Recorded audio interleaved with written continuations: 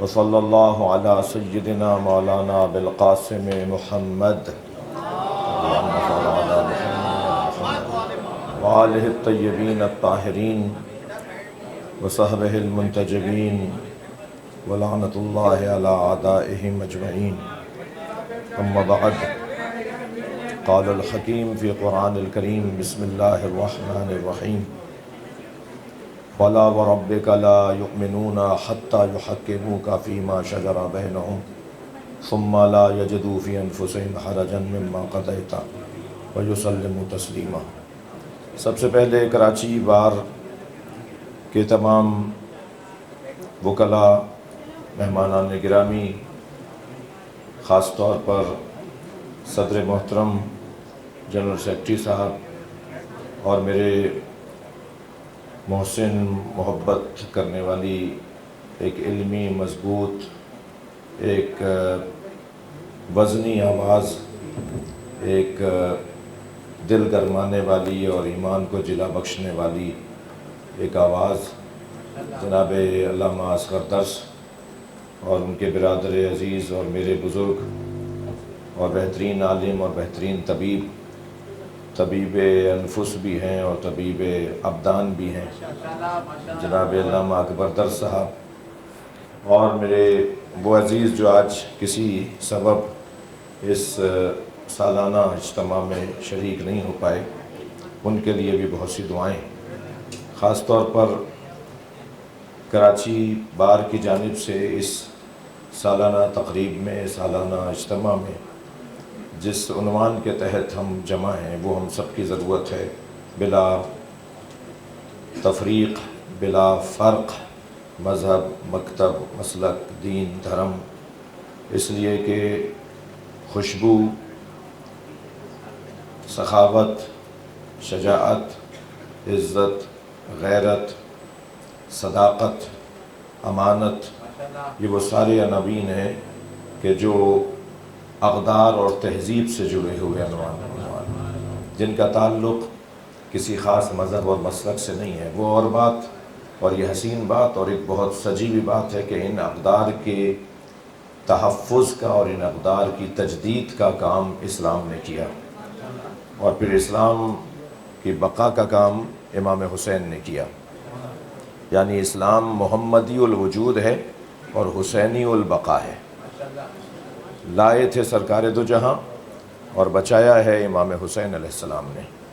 اور یہ کوئی ایسی بات نہیں ہے کہ جو بات میں کر رہا ہوں اور کوئی اور نہیں کر رہا، بلکہ یہ ایک حقیقت ہے کہ نبی مکرم نے جب یہ فرما دیا کہ حسین منی وانا من حسین، بعض علماء کا کہنا یہ ہے کہ حدیث کے اندر حسین جو نام ہے مولا کا اس حدیث میں، اس میں الف لام نہیں ہے۔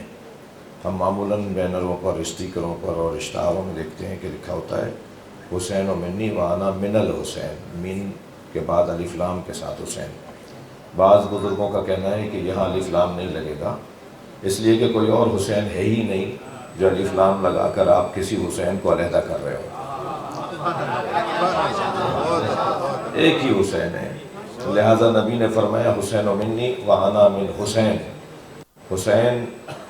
حسین و منی، حسین مجھ سے ہے، بات سمجھ میں آتی ہے، نواسے ہیں۔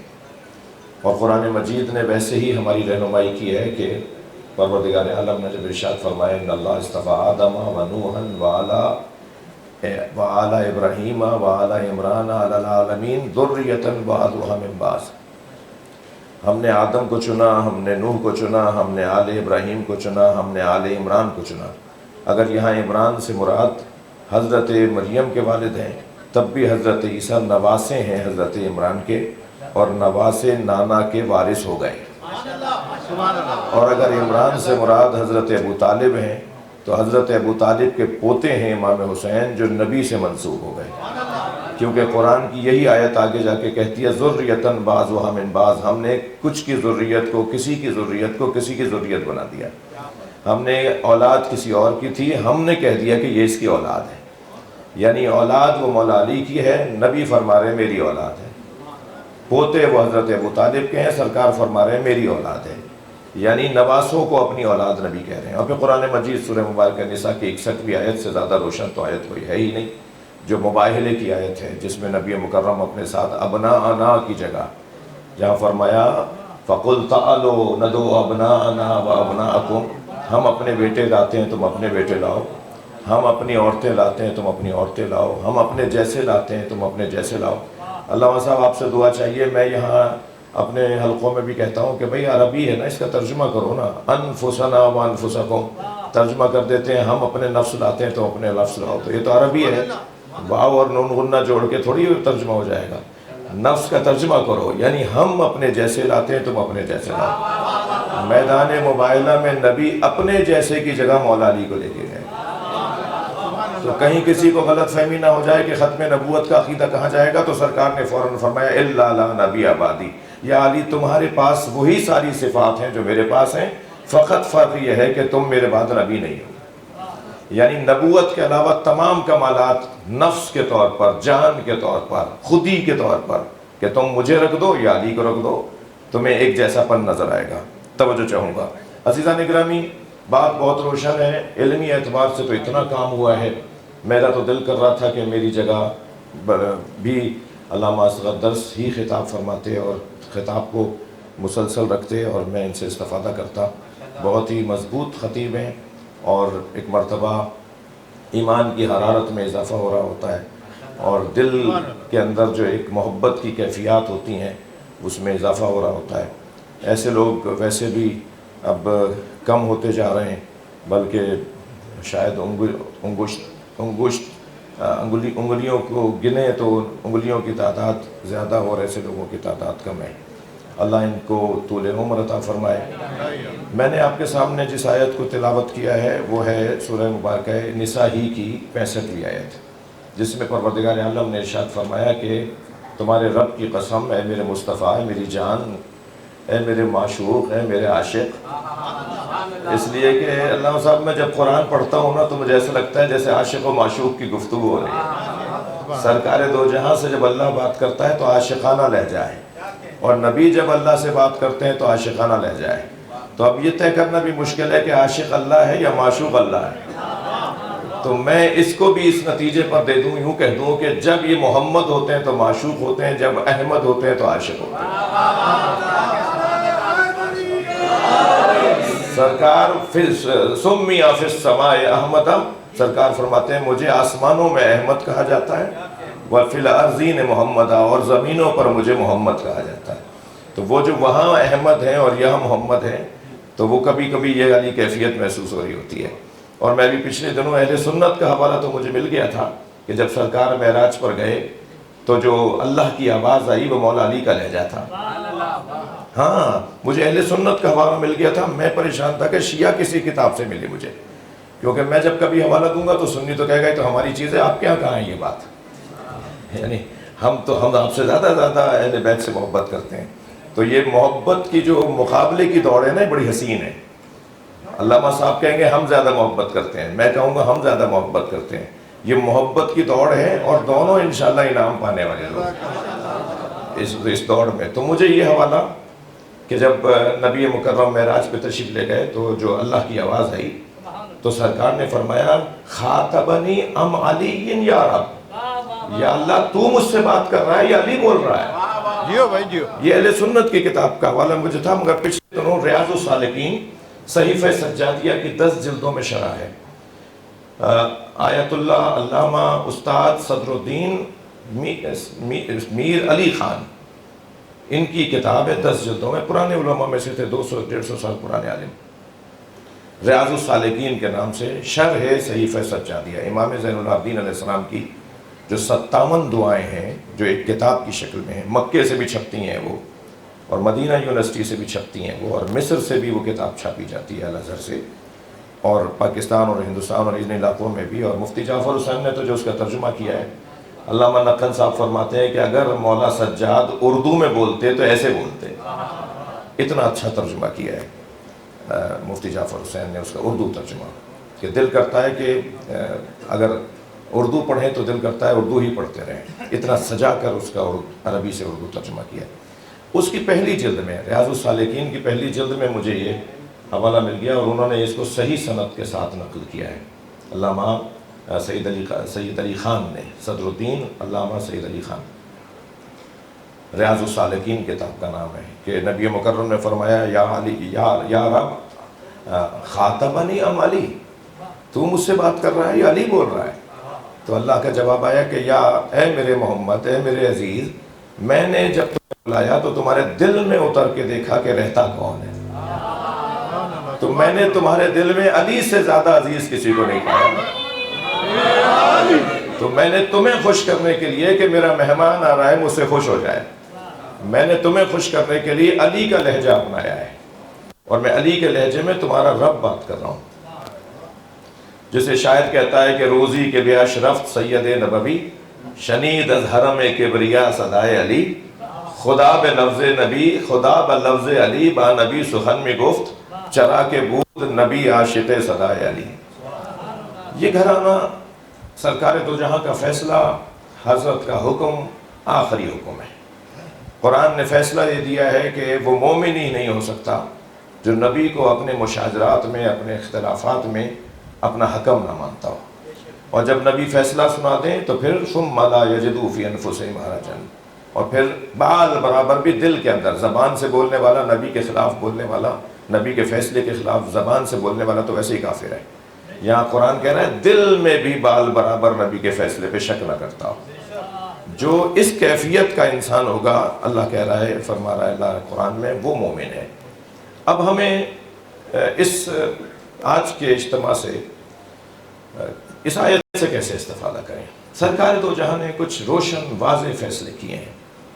شاید یوں کہوں کہ سب سے زیادہ کلیئر بات جو سرکار نے کی ہے وہ اپنے اہل بیت کے بارے میں کی ہے۔ میں تمہارے درمیان اہل بیت چھوڑے جا رہا ہوں، چادر میں لے کے پنجتن کو کہا ہا اولا اہل بیتی، یہ میرے اہل بیت ہیں۔ یہاں نقن صاحب کا بڑا حسین جملہ ہے کہ جو ازواج ہیں وہ بھی اہل بیت ہیں، اور جو پنجتن ہیں وہ بھی اہل بیت ہیں، مگر دونوں کا سنیے، دونوں کا فرق یہ ہے کہ ایک اہل بیت نبوت ہیں اور ایک اہل بیت نبی ہیں۔ اور پھر ان کا جملہ ہے کہ اینٹوں کے گھر میں جو رہتے تھے وہ اہل بیت نبی ہیں، اور جو چادر کے گھر میں آئے وہ اہل بیت نبوت۔ سبحان اللہ بھائی جیو، جو گھر میں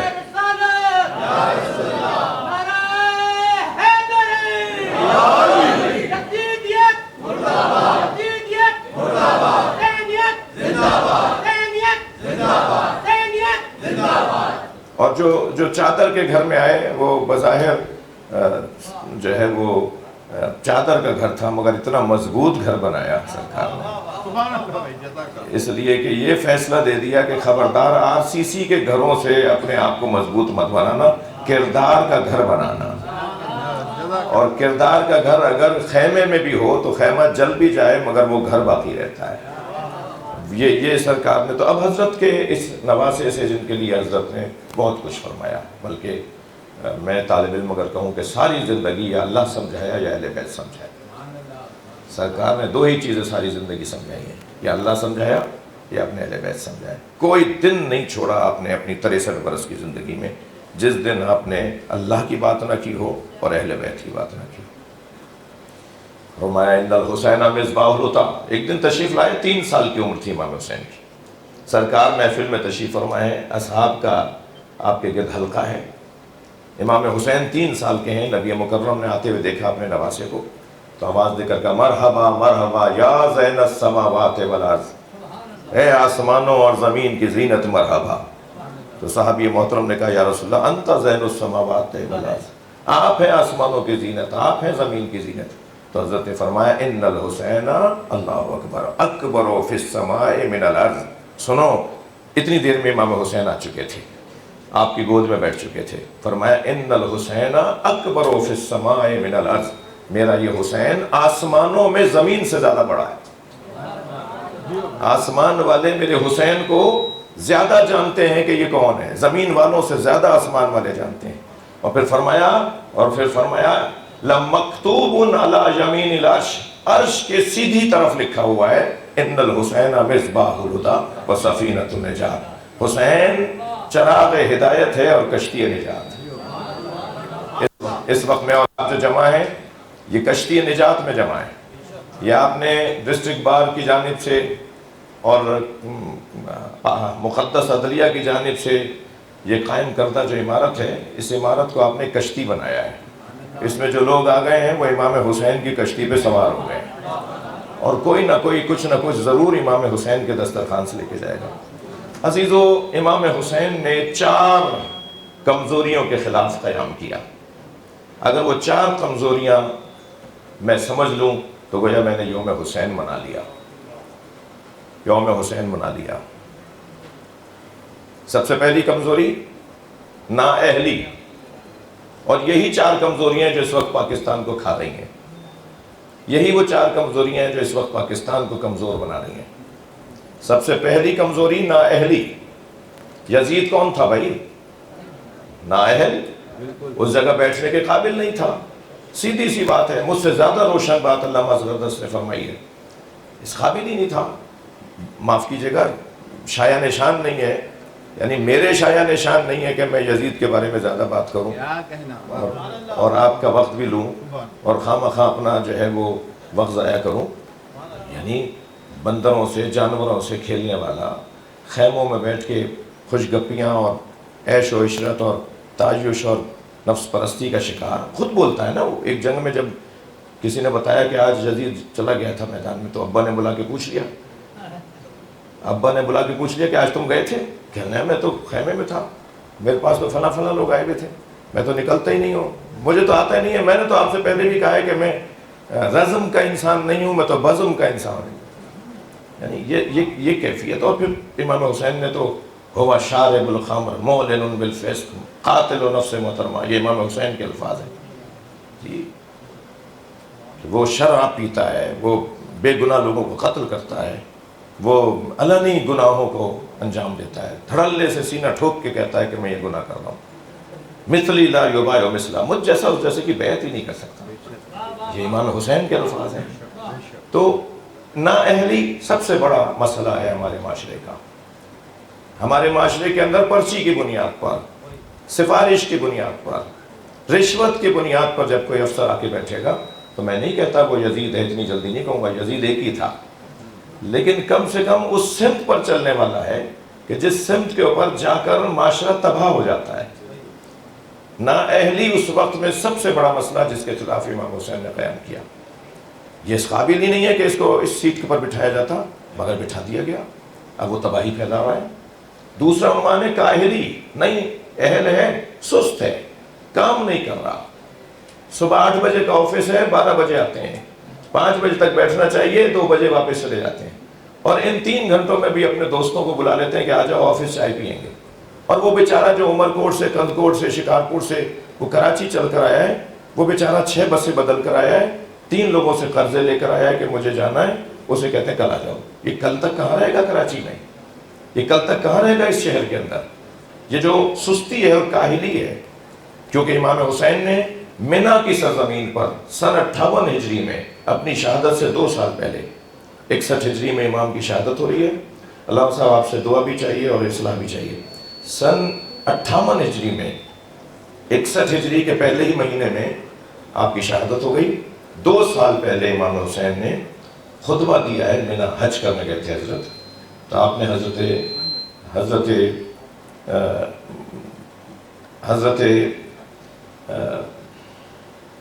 عقیل سے اور حضرت عبداللہ بن جعفر سے اور حضرت محمد حنفیہ سے، اپنے 2 ایک سگے بھائی سے اور 2 چچا زاد بھائیوں سے فرمایا کہ منا میں جتنے بھی صحابہ کرام آئے ہوئے ہیں ان کو جمع کرو، میں ان سے خطاب کرنا چاہتا ہوں. تو 1000 اصحاب اس وقت میں منا میں تھی. کتنے؟ 1000 اصحاب رسول صلی اللہ علیہ وآلہ وسلم منا کے اندر موجود تھے. امام حسین نے سن 58 ہجری میں 2 سال پہلے شہادت سے علماء سے خطاب کیا. انہوں نے فرمایا کہ یہ دانش مندوں کو جمع کرو، دانشوروں کو جمع کرو، محدثین کو جمع کرو اور اصحاب کو جمع کرو. 1000 اصحاب سے امام نے خطاب فرماتے ہوئے آپ نے فرمایا کہ آپ علماء کا جو معاشرے میں احترام ہے، آپ کی جو آمد و رفت ہے، آپ جب بازار سے گزرتے ہیں لوگ اپنا کاروبار چھوڑ کر آپ کی زیارت کر رہے ہوتے ہیں. آپ اگر کسی کے ہاں چلے جائیں تو وہ اپنی کرسی چھوڑ کر آپ کو اپنی کرسی دے دیتا ہے. وہ اپنی غذا، اپنی نعمتیں اور اپنی سہولتیں آپ کے حوالے کر دیتا ہے. آپ کی آمد و رفت معاشرے کے اندر، گلی کوچوں کے اندر بادشاہوں کی طرح ہوتی ہے.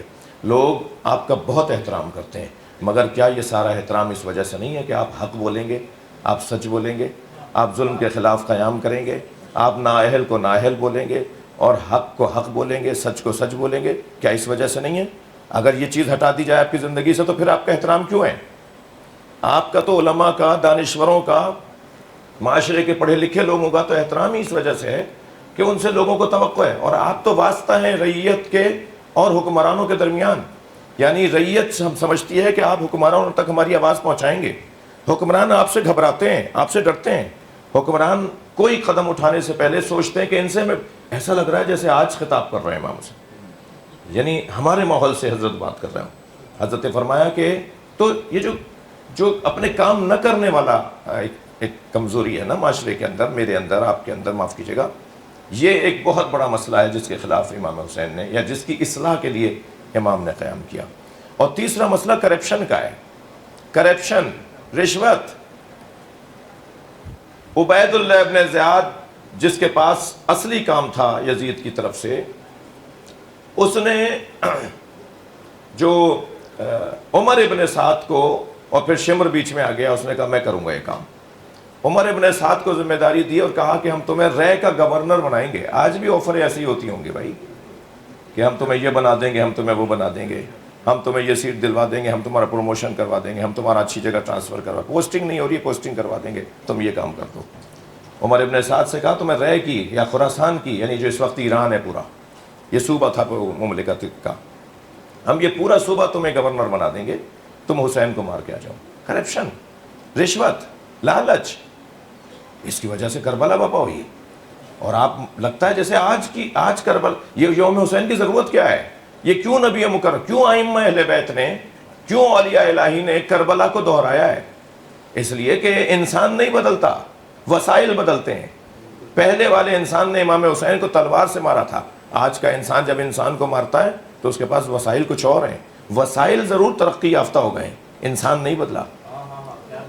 جو فطری مسائل ہیں، جو انسانی کمزوریاں ہیں، وہ آج بھی وہی ہیں. تو جب وہ آج بھی وہی ہیں تو ہمیں آج بھی کربلا کی ضرورت ہے، ہمیں آج بھی کربلا دہرانے کی ضرورت ہے. تیسرا عنوان کرپشن کا عنوان ہے، رشوت خوری کا عنوان ہے، حرام خوری کا عنوان ہے. میں خدا کے واسطے آپ دوستوں سے عرض کروں گا کہ ہم سب ایک بات کا یہ عہد کریں کہ ہم کم سے کم ان کمزوریوں سے اپنے آپ کو بچانے کی کوشش کریں گے. اور چوتھا عنوان جس کے خلاف امام حسین نے گویا زنجیریں توڑ ڈالی، وہ ہے خوف کی کمزوری. انسان ڈر جاتا ہے، وہ کہتا ہے مجھے اپنی عزت عزیز ہے، وہ کہتا ہے مجھے اپنے بچے عزیز ہیں، وہ کہتا ہے مجھے اپنے گھر عزیز ہیں. وہ اور جو ظالم و جابر لوگ ہوتے ہیں وہ پھر بچوں تک بات لے جاتے ہیں، پھر عورتوں تک بات لے جاتے ہیں. مجھے تو تاریخ ابدیت میں، قربانی کی تاریخ میں، جد و جہد کی تاریخ میں کوئی امام حسین کے علاوہ نہیں ملا جنہوں نے اپنے بچے قربان کرنے کو تیار. حضرت ایوب علیہ السلام جیسا نبی، جب ان کی زوجہ پر بات آئی نا تو انہوں نے اللہ سے کہا یا اللہ اب مجھ سے صبر نہیں ہوتا. صبر ایوب مشہور ہے نا، حضرت ایوب کا صبر استعارہ ہے، کنایہ ہے، ایک اشارہ ہے. مگر جب ان کی زوجہ سے ایک شخص نے کہا کہ تمہیں میں پیسے دے دوں گا، اپنے بال دکھاؤ مجھے، کیونکہ تم یوسف کی نسل سے ہو، اور ان کے ہاں کی جو عورتوں کے اور جو گھر کے لوگ ہوتے ہیں، عورتیں و بچیاں ہوتی ہیں، وہ حسین ہوتی ہیں اس نسل سے. تم ایک دفعہ مجھے اپنے بال دکھا دو تو میں تمہیں پیسے دے دوں گا. انہوں نے بال نہیں دکھائے، روتی بھی گھر آ گئی اور آ کر حضرت ایوب سے فرمایا کہ اب بات یہاں تک پہنچ گئی ہے. تب حضرت ایوب نے فرمایا یا اللہ اب مجھ سے صبر نہیں ہو رہا. یعنی اگر بچوں پہ، عورتوں پہ بات آ جائے تو نبیوں نے، اسی لیے کربلا ہے بھائی. امام حسین تیار ہو گئے، جناب زینب کو سب بتایا کہ کیا ہوگا. خاص طور پر شب عاشور دوبارہ دہرایا امام حسین نے. صبح عاشور جب رخصت ہوئے، سب سے رخصت ہو کے چلے گئے، گھوڑا آگے چلا گیا، پھر گھوڑے سے اتر آئے اور جناب زینب کو وہاں علیحدہ کھڑے ہو کر کچھ باتیں کی ہیں. حضرت سے تیار کیا ہے، آمادہ کیا ہے، یہ ہوگا، ایسے ہوگا، ہمت کرنی ہے، حوصلہ کرنا ہے. آپ ذرا غور فرمائیں، امام حسین تو نبی کی گود کے پلے تھے نا، لیکن یہ چھوٹے چھوٹے بچے کو ایک مثال نہیں ملتی. یہ جو کربلا کے مخالف ہیں نا، یہ جو اس ذکر کے مخالف ہیں، وہ اتنا اس کو اٹھا کے لے کے چلتے، اس کو اتنا بڑھا کے چلتے وہ ہمیں کمزور کرنے کے لیے، ہمیں شرمندہ کرنے کے لیے وہ مثالیں دکھاتے. دیکھو یہ کتنی لمبی لمبی باتیں کرتے ہیں. حضرت امام حسین کی بیٹی سکینہ نے دیکھو کیا بات کی اپنے بابا کے خلاف، اپنے دادا کے خلاف، اپنے نانا کے خلاف. کوئی ایک بچوں کی مثال نہیں مل رہی. اس گھر کا بچہ بھی اپنے بابا سے مخلص ہے اور ان کے نظریے سے متفق ہے. حتیٰ کوفے کے بازار میں، بس میں آپ کو زیادہ زحمت نہ دوں، کوفے کے بازار میں جب ایک بچے نے دوسرے بچے سے کہا، اسیروں کو لے جا رہے ہیں بازار سے گزارتے ہوئے، تماشا دکھاتے ہوئے، کچھ دیر کے لیے سوچیں تو صحیح، یہ سب سنی شیعہ کتابوں میں لکھا ہوا ہے. بازار سے گزار رہے ہیں تاکہ لوگ تماشا دیکھیں، عبرت بن جائیں، آئندہ کوئی سوچے بھی نہیں حکومت کے خلاف بات کرنے کی، اتنی بڑی عبرت بنا دیں. اور پھر دربار میں لے جانا ہے عبید اللہ ابن زیاد کے. تو ایک بچے نے دوسرے بچے سے کہا کہ مجھے بھوک لگ رہی ہے. یعنی اہل بیت کے بچوں میں 30 سے زیادہ بچے تھے اس قافلے میں.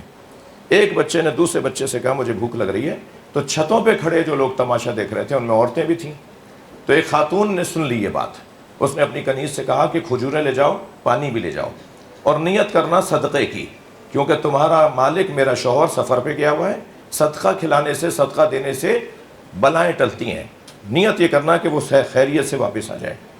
جب وہ لے کر گئی اس بچے کے پاس وہ تشت، وہ تھالی جس میں کھجوریں رکھی ہوئی تھیں، خورمے رکھے تھے، اس بچے نے ہاتھ بڑھایا تو دور سے جناب زینب نے آواز دی، الصدقۃ علینا حرام، صدقہ ہم پہ حرام ہے. اس بچے نے ہاتھ کھینچ لیا، اس بچے نے ہاتھ کھینچ لیا. وہ عورت یہ سن کے نیچے اتر آئی اور بی بی کے پاس قریب کھڑے ہو کے کہنے لگی، بی بی صدقہ تو اہل بیت پہ حرام ہے، آپ کون ہیں؟ تو بی بی ایسے میں اگر کوئی جاننے والا مل جائے، ایسی کیفیت میں اگر کوئی محبت کرنے والا مل جائے نا تو دل کرتا ہے کہ گلے لگ کے رویا جائے. بی بی نے فرمایا تم اہل بیت کو جانتی ہو؟ کہنے لگی ہاں اہل بیت کو جانتی ہوں. حضرت نے فرمایا اہل بیت کے فرد کا نام بتاؤ، کسی ایک فرد کا نام بتاؤ. تو اس نے امام حسین کا نام لیا کہ میں حسین ابن علی کو جانتی ہوں، سردار ہیں میرے، مولا ہیں میرے. بی بی نے فرمایا ان کی بہن کو پہچانتی ہو؟ تو کہنے لگی بی بی بازار ہے، میں اس بی بی کا اس بازار میں کیسے نام لوں؟